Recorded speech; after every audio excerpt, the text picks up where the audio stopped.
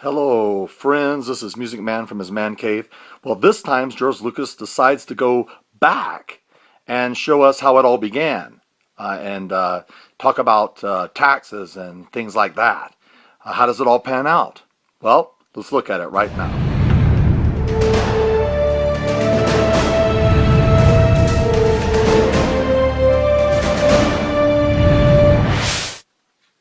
The Phantom Menace. Sounds ominous, hmm? And so George Lucas decided to make The Phantom Menace, which came out in 1999.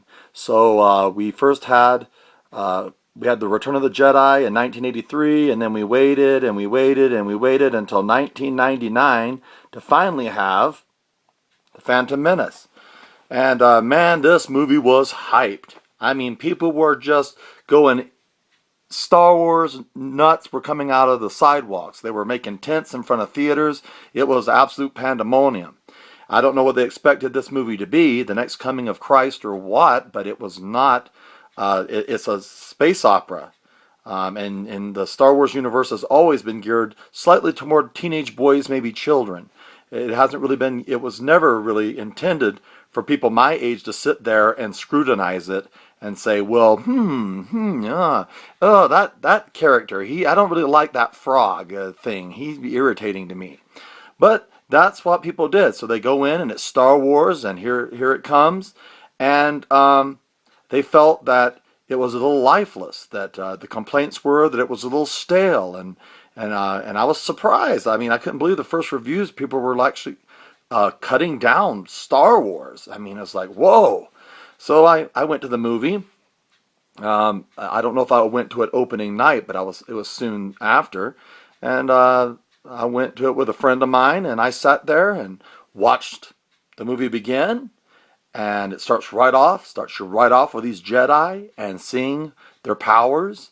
And it's the scrolling is saying something about taxes and Naboo and stuff like that. And I didn't get it, so I didn't really care. Because that's not what I watched Star Wars for. I wanted to see Jedi at the top of their game using lightsabers. I wanted to see more of the Star Wars universe. That's what I wanted to see. I wasn't really interested in Anakin or Darth Vader as a kid and how it all happened. I already know how it happened. He was a great Jedi. He was a great warrior, and he was tricked. He was trapped. He was lied to, and he turned to the dark side. Yeah, everybody knows that because Obi-Wan already told us the backstory. So that really wasn't much concern to me. Now, did the movie deliver on what I wanted? Immediately it did. Right away you see this beautiful world of Naboo. And it's beautiful. It's green and lush, and you got waterfalls, and you got these beautiful, like Victorian castles, or I don't even know how to describe it. And it's all digital. It's the amazing thing. They created this with digital effects, and you see these robots, and I'm fascinated by them because they didn't have the technology to do these things in the last Star Wars. Actually, have robots walking around, and then you meet Jar Jar Binks, which, according to, it's been over a decade, is the most annoying character in the Star Wars universe. I disagree. The most annoying person in the Star Wars universe to me was Anakin. As a kid and going through his teenage years, he was very whiny, and I don't know how anybody could really fall in love with him. Very conflicted, and he was very annoying. It's like, be a man. Stop whining all the time. And stop, blubbering all the time. But Jar Jar Binks is there on the screen, and they say there's some kind of racial stereotype. I don't know. I've never met any race that talks like that. I haven't. I don't know where they're going with that. But Jar Jar Binks takes them to this underwater city living in bubbles. And I was fascinated. I thought it was cool. And I even giggled when he said, "How wooed." I thought it was funny. I mean, and then this guy, he was very entertaining to me. And then the movie goes to Coruscant, and you kind of get to see the Jedi and their temple. I've never seen this before. Yoda looks really strange as this puppet. I'm glad they changed it in the Blu-ray. It's much better in the Blu-ray. And so it moves on and shows you this entire world that's a city, Coruscant.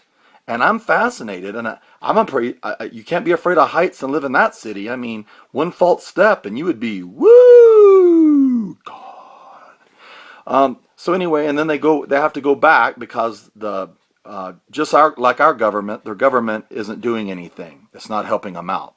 So they go back, and then we get to see Jedi who actually knew how to use a lightsaber, not like Luke Skywalker. Never. We actually get to see them at the top of their game, and we get to see this Darth Maul, and he looks like the devil. I mean, the devil of those paintings back in, the, I don't know, 12th, 13th, 14th century. The devil actually doesn't look like that. Just for your information, he's the angel of light. But he has these horns out of his head. He has this dual lightsaber. He looks ominous. He looks threatening. So and they're fighting, and I'm watching this, and I'm like, yeah, this is cool. I'm liking this a lot. And I did. I really enjoyed that part of the movie. I thought it was great. I was shocked that Qui-Gon Jinn got run through. And that's not a spoiler. Everybody knows that now. And they did it very discreetly, very kid-friendly, so you could barely tell what happened. But anyway, then Obi-Wan, you see that this guy can kick tail. He is an amazing Jedi. He has amazing lightsaber skills. And he defeats Darth Maul. That's saying something. So anyway, the movie ends with them making peace, with becoming united with the Naboo, and also there is that cool pod racing part in the middle of the movie, and I'm kind of torn about that. I loved all the different characters, kind of like a NASCAR race, and showing all those different characters and them all having different kind of machines that they're zipping at 600 miles an hour with, and I found probably Anakin the least interesting, and I still don't know what poodoo means, but you guys can tell me down below what poodoo means. I give Phantom Menace for what it did, showing me these different worlds. It was amazing to see. I wanted to see what they could do now with Star Wars and the technology. Yes, the acting was stiff, absolutely. To say Liam Neeson's acting is stiff is just wrong, but the acting in this was kind of like probably it's new technology, and they're in front of these green screens all the time. So what do you expect? Anyway, I thought the movie was a wonder. I'm probably the only Star Wars fan in the universe that understands this movie and really appreciates it. If you are one of those people, let me know, because everybody I run into hate Phantom Menace. They hate the Phantom Menace vehemently. You look at the reviews here on YouTube. Hate it. And so anyway, I say watch it again. I'm perfectly fine with sitting down with little boys or little children and watching this movie. There's nothing in it, I think, that's too frightening or scary for them to handle. Anyway, tell me what you think. Music Man in his man cave, signing off. Talk to you about Attack of the Clones next.